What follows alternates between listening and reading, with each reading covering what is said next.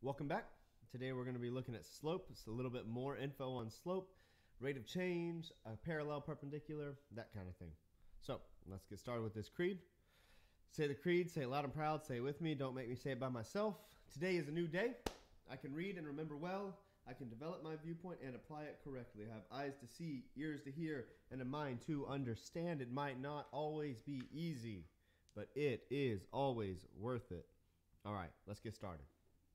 So we're going to be looking at slope. We're going to be looking at first this thing called parallel and perpendicular, which you've probably seen before. Parallel looks like that, right? From back in elementary school. Perpendicular looks like a right angle. We're going to be looking at how that applies to the actual concept of slope, which if you remember from last class period or last video, if you watched it, slope was this whole idea of, let's write it out. Like I said, I love writing this out every time because I like it.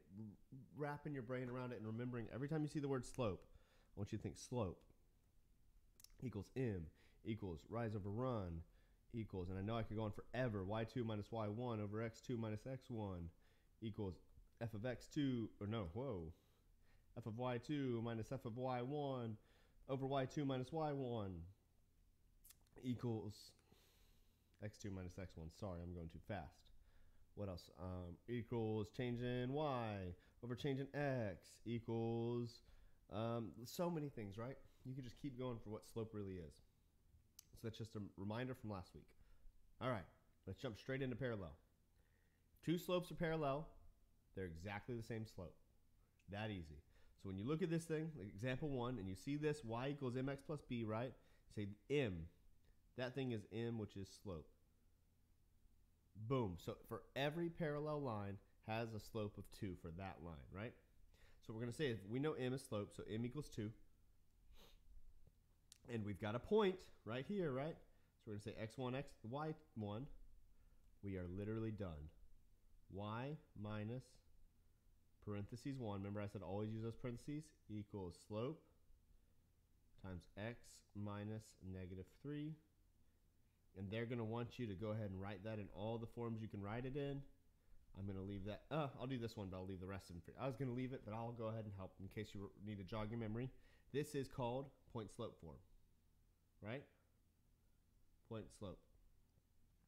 If we were to distribute that 2, so you get 2x plus 6, and then move the 1 over, so you get 2x plus 7, that is called y-intercept or slope intercept form.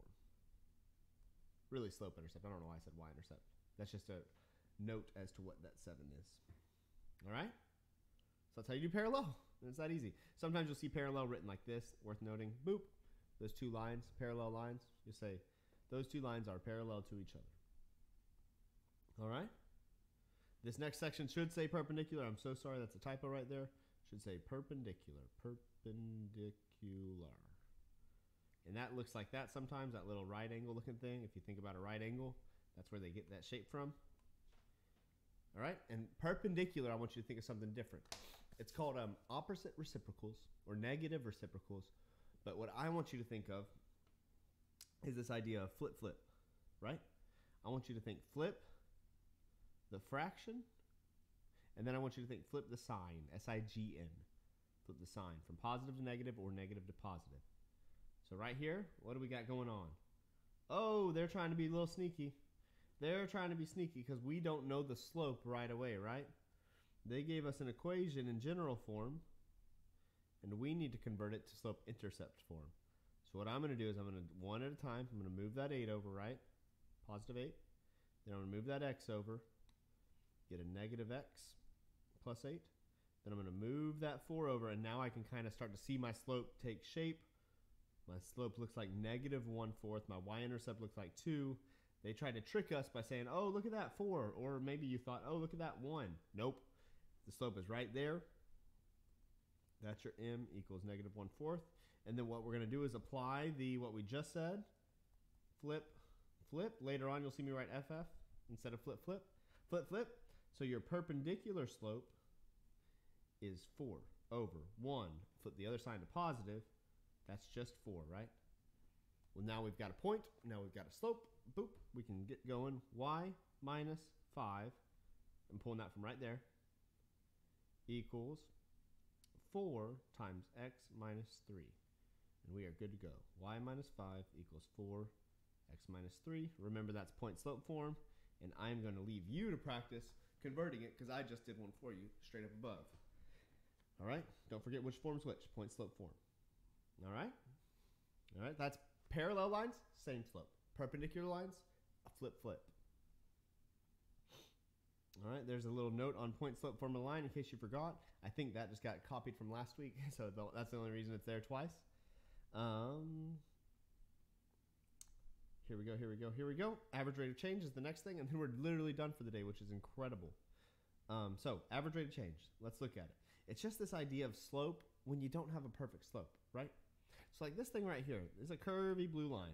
We don't have a perfect slope, but we can find the average slope, right?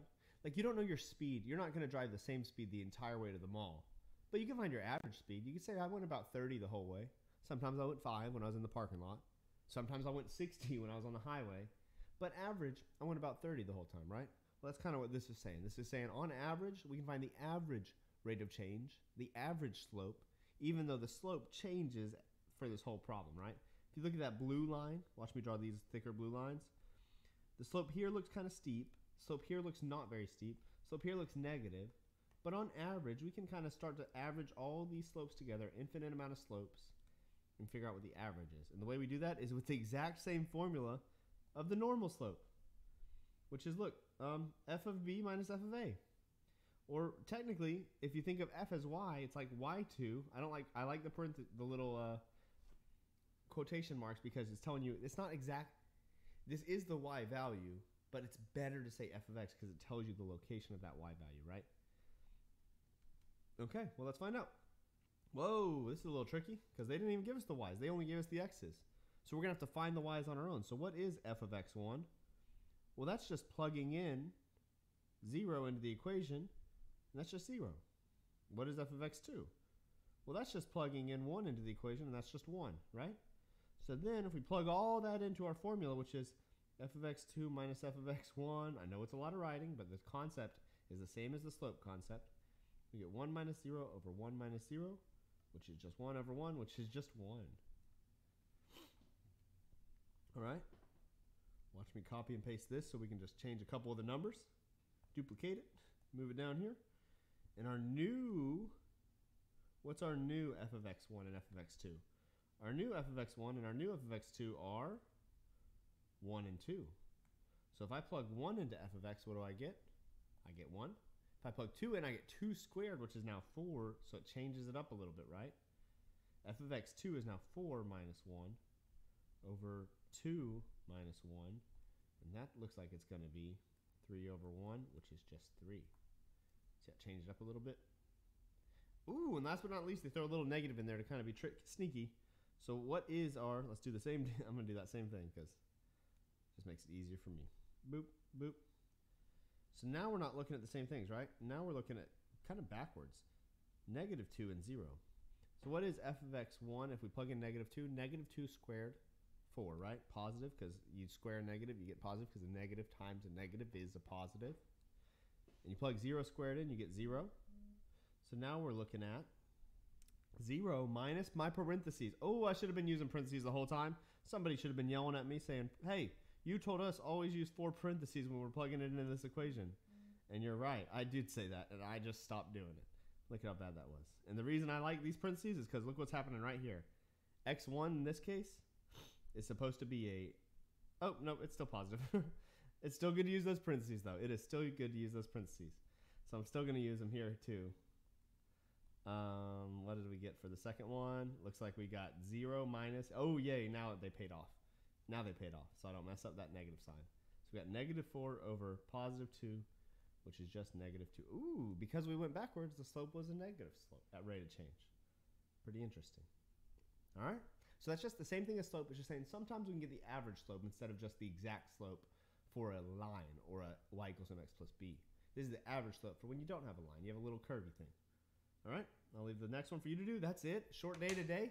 Hopefully that's helpful. Hopefully you don't really need this that much because this is like a little bit more review of what we did yesterday. So Make sure you're working through the problems we skipped. Make sure you're working on the practice problems, homework problems, everything you can to do as best as you can in class. And I'll see you soon in class.